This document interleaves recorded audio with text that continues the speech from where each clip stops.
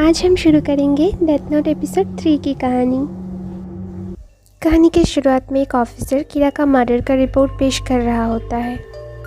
वो बताते हैं एल के एडवाइस से उन्होंने जो डेथ का टाइमिंग इन्वेस्टिगेट किया है उससे पता चलता है वीकडेज पर डेथ का टाइमिंग 4 PM से 2 AM तक है, जिसमें से 68% का मौत 8 PM से 12 AM तक हुआ है।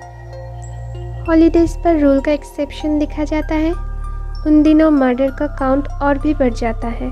एल कॉन्फ्रेंस में बताता है कि सस्पेक्ट कोई स्टूडेंट है और सिर्फ क्रिमिनल को मारने से सस्पेक्ट के बारे में ये पता चलता है कि कोई न्याय के आदर्श से प्रेरित होकर ये सब कर रहा है, और ये मुमकिन हो सकता है अगर वो कोई गॉड लाइक क्रिएचर से इंस्पायर्ड है तो, क्योंकि उसे सही और गलत के बारे में एक बचकाना अवधारणा है।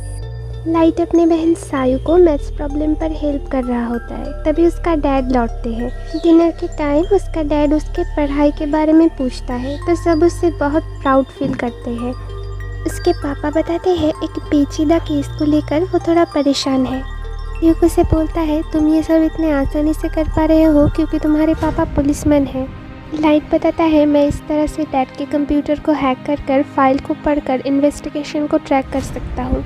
फाइल पढ़कर लाइट को ये पता चल जाता है कि वो एक स्टूडेंट को सस्पेक्ट कर रहे हैं।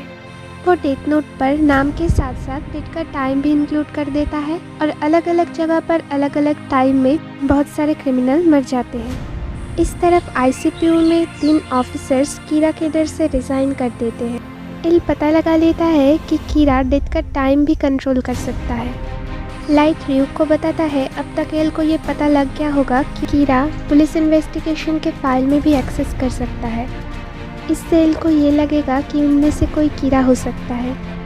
एल ये सब समझ जाता है और सोचता है ये सब करके कीरा क्या साबित करना चाहता है।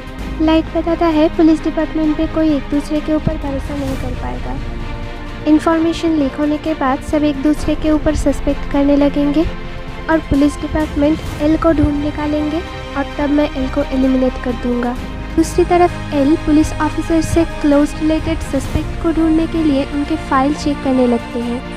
रास्ते में र्यूक लाइट को बताता है कोई उसे फॉलो कर रहा है और लाइट सोचता है कौन उसे फॉलो कर सकता है।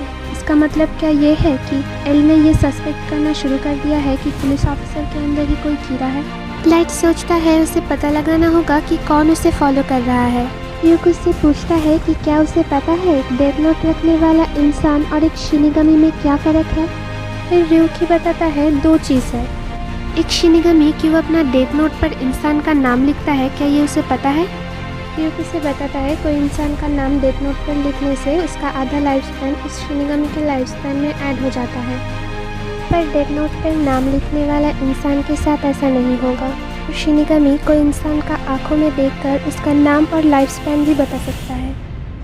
अगर कोई शिनिगमी आइस चाहता है तो उसका आधा जिंदगी उस शिनिगमी को देना पड़ेगा।